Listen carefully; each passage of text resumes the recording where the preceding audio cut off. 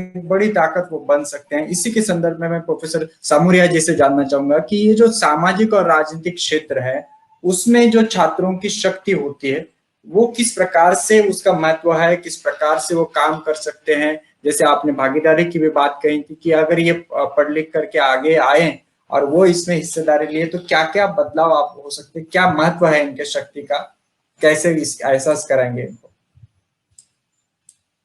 सामुरिया sir. देखिए, हाँ देखिए साहब, मैं दो एक बातें कहना चाह रहा था कि जैसे बाबा साहब अम्बेडकर ने कहा कि जाके अपने घर की दीवार पर लिख दो कि हम शासक कर्ता जमात है। लेकिन हमने बाद के दौर में किया क्या? हम अपने आप को अम्बेडकरवादी कहते हैं, लेकिन बाबा साहब अम्बेडकर की तो हम कोई बात मानते ही नहीं। हमने शासक बनने की कोशिश ही नहीं की। हमने शासकों को कोसने का काम किया है जो शासक बने। कि हमने अपनी राजनीति को परवान चढ़ाया नहीं, हमने अपने शासक बनाए नहीं। और हमारे शासन जो देश का चलता है लोकतंत्र में, वो हमारे महापुरुषों के विचारधारा आधार पर चले, संविधान के आधार पर चले, ऐसा प्रयास तो हुआ नहीं। हम प्रतिक्रिया के रूप में शासकों को कोसते रहे। और जब हम ये बात करते हैं तो फिर मैं कांशीराम साहब को कोट करना चाहूंगा, वो क्या कहते हैं कि not only oppose but propose. हम अपोज ठीक है, गलत हो रहा है, बहुत गलत हो रहा है, होता आया है, लेकिन हमारी क्या तैयारी है उस गलत को रोकने की? हमारी क्या तैयारी है? हम प्रपोज क्या कर रहे हैं? हम प्रपोज तो कुछ भी नहीं कर रहे। हम कितने समय तक इन मनवादी शासन व्यवस्थाओं को कोस के अपना समय, अपनी पीढ़ियां बर्बाद करते रहेंगे? मैं तो नहीं समझता कि हमें एक क्षण भी इसको बर्बाद करना चाहिए। वो कौन होते हैं हमें नौकरियां देने वाले? वो कौन होते हैं भागीदारी देने वाले? वो कौन होते हैं हमारे अधिकार तय करने वाले? ये हम स्वयं हैं। अगर हमारे हालात पे जिम्मेदार हैं, हम स्वयं जिम्मेदार हैं। अगर हमें अपने हालात ठीक करने हैं तो हमको अपने महापुरुषों विचारधारा के आधार पर राजनीति भी सीखनी पड़ेगी, शासन में आना पड़ेगा, और शासन में आके दिखाना पड़ेगा कि शासन ऐसे चलाया जाता है। और हमने मनवादी पाखंडों को जीवन के विविध पहलुओं में उनको बेनकाब किया है, नंगा किया है। हमने कहा है कि भारत में पुरातन काल से जो मनवाद का नंगा नाच चलता आ रहा है वो मानवता के लिए कितना शर्मसार कर देने वाला था, यह आज प्रत्यक्ष प्रमाण है। आज ढके छिपे कोई बात भले करता हो, लेकिन खुले में कहने की किसी की हिम्मत नहीं है। कई ऐसी चीजें हैं।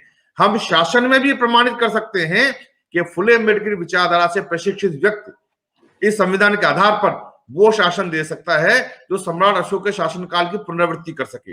इसलिए हमारे विद्यार्थियों को बहुत ही एक सामयिक बात आप जो इस आज पैनल डिस्कशन कर रहे हैं कि हमारे विद्यार्थियों को विचारधारा तो सीखनी ही सीखनी होगी। वो भले राजनीतिक रूप में जो प्रोफेशनल पॉलिटिशियन बने ना बने, लेकिन वो सीखनी पड़ेगी। और उनको प्रोफेशनल पॉलिटिशियन बनते हैं, उनको बनना भी चाहिए, तो बहुत बड़ा परिवर्तन हो सकता है।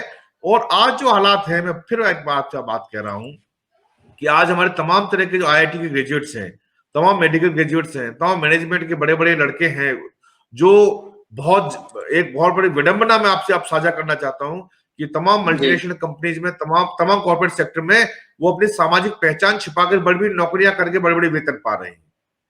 उन सभी को खुल के सामने आना चाहिए कि हाँ, मैं अम्बेडकरवादी हूं, मैं अम्बेडकर का डिसिप्लिन हूं, मैं उनका अनुयायी हूं, और इस पूरी क्षमता के आधार पर मैं शासन व्यवस्था में एक हमारे समाज की नुमाइंदगी करते हुए नेतृत्व देना चाहता हूं। आप लाख बातों की आलोचना आम आदमी पार्टी कर लीजिए, लेकिन जिस तरीके से आम आदमी पार्टी को खड़ा करने के लिए उनका व्यवसायिक वर्ग, जो प्रोफेशनल क्लास उनकी जो थी, आम आदमी पार्टी रातों-रात कैसे खड़ी हो गई? इसलिए खड़ी हो गई थी कि जो उनका हाईएस्ट इंटेलेक्चुअल क्लास था, वो तमाम नौकरियां छोड़कर, तमाम लुक्रेटिव प्रोफेशन छोड़कर रातों रात आके लगा।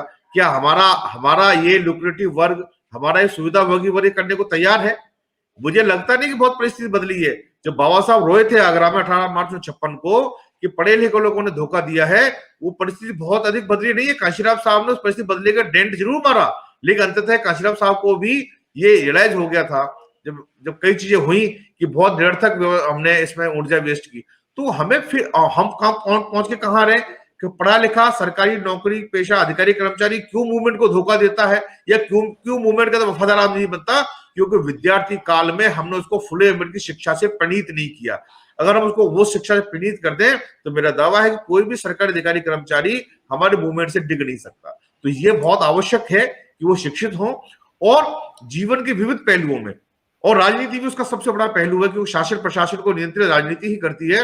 हमको सबसे सक्षम लोगों को राजनीति में लाके शासन व्यवस्था संभालने काम करना चाहिए। आज हमारा सबसे सक्षम व्यक्ति कहाँ जा रहा है? नौकरियों में चाकरी करने जा रहा है। अरे भाई, हम मनवाद के गुलाम तो तब भी थे, हमारे बाप दादे लिखे पढ़े नहीं थे, तो हम अनपढ़ थे, दिहाड़ी मजदूरी बेगारी करके वो गुलामी कर रहे थे।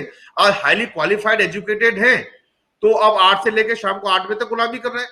मूलभूत परिवर्तन तो कुछ आया नहीं। तो इसलिए राजनीति माँ के शासन को संभालने की एक कोशिश जरूर हमारी तरफ से होनी चाहिए। ये मैं पुरजोर बार बार कहता आया हूं, आज भी कह रहा हूं उस बात को। जी।